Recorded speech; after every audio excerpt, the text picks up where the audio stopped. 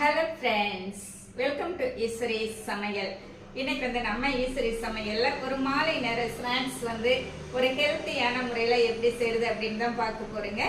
அதாவது இன்னைக்கு நம்ம குழந்தைகளுக்கெல்லாம் பார்த்தீங்க அப்படின்னா நம்ம ஆரோக்கியமான முறையில் நம்ம ஸ்நாக்ஸ் ரெசிபி கொடுக்குறோம்ல அப்படின்னு பார்த்தோம்னா நான் இல்லைன்னு தான் சொல்லுவேன்.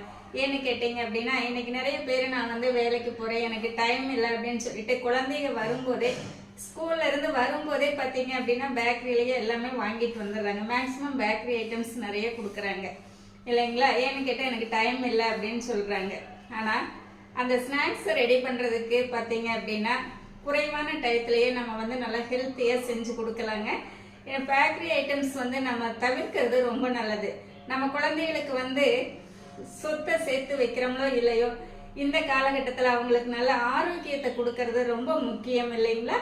அதனால இன்னைக்கு நான் அந்த செய்முறையில தான் இந்த ஸ்நாக்ஸ் ரெசிபி செய்ய போறேங்க. சிம்பிளான மெத்தடில் குயிக்காக செய்யக்கூடியதுங்க இந்த ரெசிபி. இது பெரியவங்கல இருந்து சின்னவங்க வரைக்கும் எல்லாருமே சாப்பிடலாங்க. அவ்வளோ ஒரு ஹெல்த்தியா ஆரோக்கியமா இருக்கும். இப்போ இந்த ரெசிபி எப்படி செய்யலான்ட்டு பார்க்கலாம். இன்னைக்கு நம்ம நிலக்கடலை சுண்டல் செய்ய போறோங்க. இது நல்ல ஆரோக்கியமான செய்முறையில இன்னைக்கு நம்ம செய்ய போறோம். அதுக்கு நான் 1 கப் நிலக்கடலை எடுத்து நல்லா ஊற வச்சிருக்கேங்க. ஒரு 5 மணி நேரம் ஊற வச்சிட்டோம் அப்படின்னா நல்லா ஊறி வந்துடுங்க. இல்லை உங்களுக்கு பச்சையாகவே நிலக்கடலை கிடைச்சிது அப்படின்னாலும் நீங்கள் அதை உரிச்சிட்டு இந்த மாதிரி செஞ்சுக்கலாம்.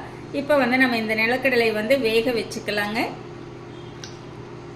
இப்போ நம்ம நிலக்கடலை வேக வைக்கிறதுக்கு ஒரு பாத்திரம் எடுத்து வச்சுருக்கேங்க. நான் பாத்திரத்தில் தான் வேக வைக்க போகிறேன். நீங்கள் குக்கரில் சேர்த்துற மாதிரி இருந்ததுன்னா நிலக்கடலை பருப்பு சேர்த்திட்டு அப்படியே கூட உப்பும் சேர்த்து 2 விசில் விட்டு எடுத்துக்கோங்க. நம்ம பாத்திரத்தில் செய்யும்போது நல்லா 3/4 பதம் வெந்ததுக்கப்புறம் உப்பு சேர்த்துனா போதுங்க. இந்த நிலக்கடலை ரொம்ப நல்லா குழைய வேக வைக்கக்கூடாதுங்க. கொஞ்சம் நறுக்குன்னு இருக்கிற மாதிரி வேக வச்சு எடுத்துக்கணும்.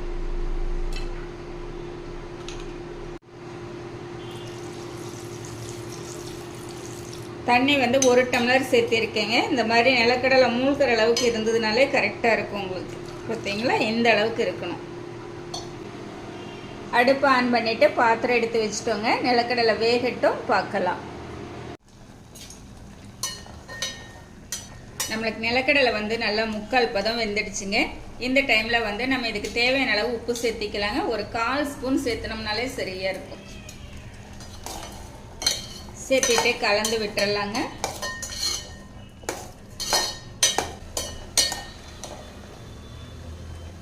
கடலை வெந்துடுச்சுங்க.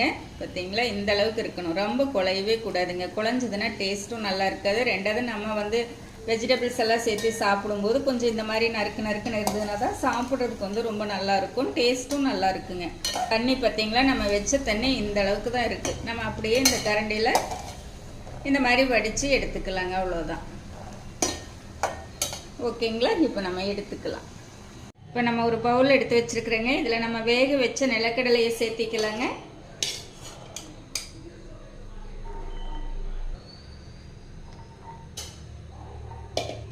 அடுத்து இதுக்கு சேர்க்கக்கூடிய பொருள்கள் எல்லாமே சேர்த்திக்கலாங்க. ஒரு சின்ன கேரட் துருவி வச்சுருக்கேங்க, இதுவும் சேர்த்திக்கலாம். அடுத்து பார்த்தீங்க அப்படின்னா ஒரு 2 ஸ்பூன் பீட்ரூட் துருவி வச்சுருக்கேங்க, சேர்த்திக்கலாம். ஒரு சின்ன சைஸில் பெரிய வெங்காயம் இந்த அளவுக்கு நல்லா பொடியாக கட் பண்ணி வச்சுருக்கேங்க, இதுவும் சேர்த்திக்கலாம்.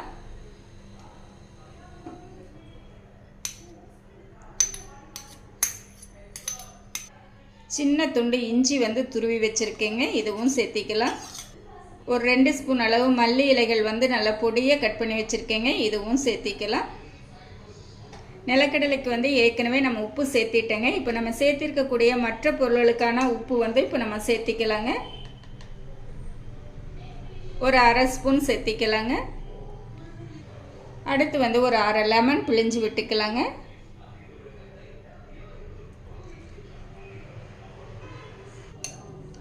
ஒரு 1/4 ஸ்பூன் ஜீரகத்தூள் சேர்த்திக்கலாம்.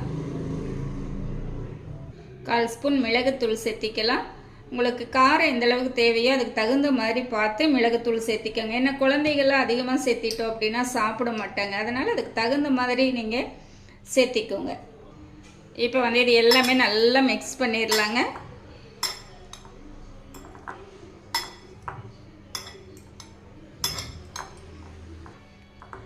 ஈவினிங் டைமில் ஸ்கூல் விட்டு வர குழந்தைகளுக்கு இந்த மாதிரி ஹெல்த்தியாக செஞ்சு கொடுங்க. இதில் இருக்கக்கூடிய ஒவ்வொரு சத்துக்களுமே எந்த அளவுக்கு அத்தியாவசியமானது அப்படிங்கிறது வந்து உங்களுக்கு கண்டிப்பாக தெரியுங்க. ஏன்னா இன்றைக்கி எல்லாருக்குமே எல்லா விதமான காய்களில் இருக்கக்கூடிய சத்துக்கள் வந்து நீங்கள் தெரிஞ்சிருக்கீங்க. ஆனால் வந்து நீங்கள் பயன்படுத்துறதில்ல, அவ்வளோதான். கண்டிப்பாக குழந்தைகளாகட்டும் பெரியவங்களாகட்டும் ஒரு மாலை நேரத்தில் இந்த மாதிரி ஒரு சுண்டல் ரெடி பண்ணி சாப்பிட்டீங்க அப்படின்னா நல்லா ஃபுல்ஃபில்லான ஒரு ஸ்நாக்ஸாக இருக்கும். நம்மளுக்கு ஆரோக்கியமாகவும் இருக்குங்க. கொஞ்சம் நேரம் ஒரு டைம் ஸ்பெண்ட் பண்ணாலே நம்ம இந்த மாதிரி ஈஸியாக ஒரு சுண்டல் வந்து ரெடி பண்ணிடலாம். இதுக்கு வந்து அதிக நேரமும் எடுக்காது உங்களுக்கு. இது வந்து நீங்கள் பெரியவங்கெல்லாம் காலையில் நேரத்தில் கூட உணவுக்கு பதிலாக இந்த மாதிரி செஞ்சு சாப்பிட்லாங்க. ரொம்ப நல்லாயிருக்கும்.